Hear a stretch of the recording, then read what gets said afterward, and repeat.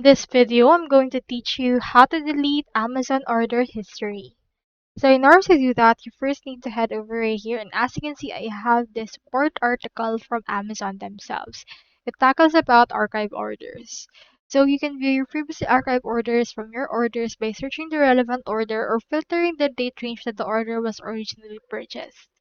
So using this, you should be able to see your archive orders from there. Now, the bad thing about this is that you will only be able to archive orders, but you won't be able to delete it. So what you can do instead is you can just proceed to archive it, and then once you have archived it, although it will still be seen when you search for it, it won't be seen on your history after that as well. So unless you search for it, you will not find that order from there. So for that, I recommend you to just archive instead of deleting, since that is not yet an option for Amazon. So that's all there is today, and I hope this video helped you out.